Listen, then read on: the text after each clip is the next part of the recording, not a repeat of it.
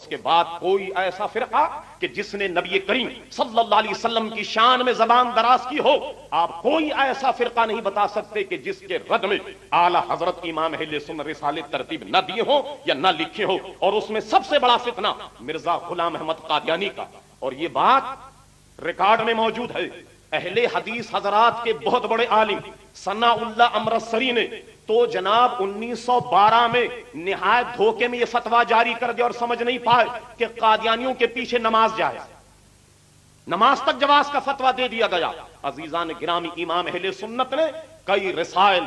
گویا حضور علیہ الصلوۃ والسلام کے ختم نبوت کے سلسلے میں تحریر فرمائے، ایک بورڈ بنا اور وہ علماء کی نگرانی میں رہا اور مسلسل وہاں سے مرزا غلام احمد قادیانی کے خلاف رسائل شائع ہوتے رہے۔ عزیزان گرامی، حقیقت حال یہ ہے کہ قرآن مجید فرقان حمید جو ہمارا سب سے پہلا منبع اور مرجع، اس کا ترجمہ نہایت سلیس زبان میں کیا، اور اس کے جو معاملات ہیں، اس کی اچھائیاں اور گویا دوسروں سے موازنہ ایک بہت بڑا عنوان ہے، میں اس پر کچھ عرض نہیں کرتا۔ حدیث دانی میں اعلی حضرت امام اہل سنت کے چند رسائل، حالانکہ سوال بڑا مختصر ہوتا مگر امام اہل سنت ایک ایسا مبسوط فتویٰ تحریر فرماتے کہ وہ ایک کتابی صورت میں ہوتا۔ کتنی مختصر بات ہے کہ ہم اہل سنت و جماعت حضور کا جب نام اذان میں آتا تو انگوٹھے چومتے،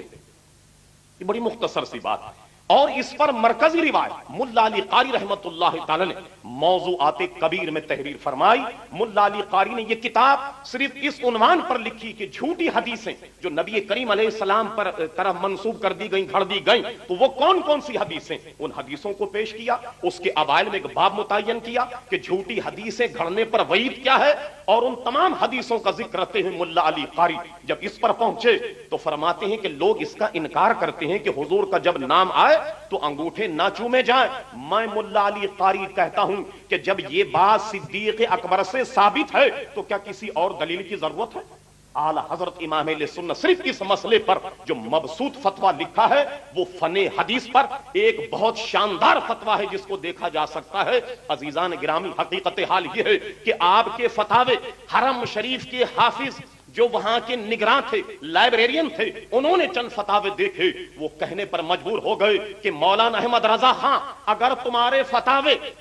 امام اعظم ابو حنیفہ دیکھتے تو ان کی آنکھیں ٹھنڈی ہوتی اور وہ آپ کو اپنے شاگردوں میں گنتے۔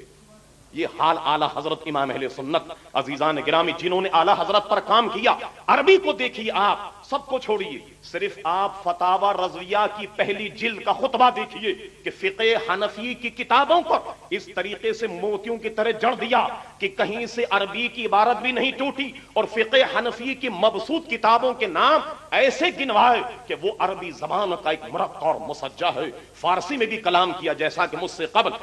حضرات گرامی نے خطاب فرمایا، اور اردو میں اللہ اکبر، اردو میں تو ان کو ایسی قدرت حاصل تھی کہ لگتا یہ ہے کہ جب شاعری کرتے ہیں تو لفظوں کا اور گویا الفاظ معنی کا ایک بحر ذخار ہے، اور یوں کہتے ہیں کہ زمین و زمان تمہارے لیے، مکین و مکان تمہارے لیے، چنین و چنا تمہارے لیے، بنے دو جہاں تمہارے لیے، دہن میں زباں تمہارے لیے، بدن میں ہے جان تمہارے لیے، ہم آئے یہاں تمہارے لیے، اٹھیں بھی وہاں تمہارے لیے۔ کہتے ہیں نہ عرش بری، نہ لوح مبین، نہ روح امی، کوئی بھی کہیں خبر ہی نہیں، جو رمزیں کھلی ازل کی نہا تمہارے لیے۔ صبا وہ چلے کہ باغ پھلے، وہ پھول کھلے کہ دن ہو پھلے، لبا کے تلے ثنا میں کھلے رضا کی زباں تمہارے لیے۔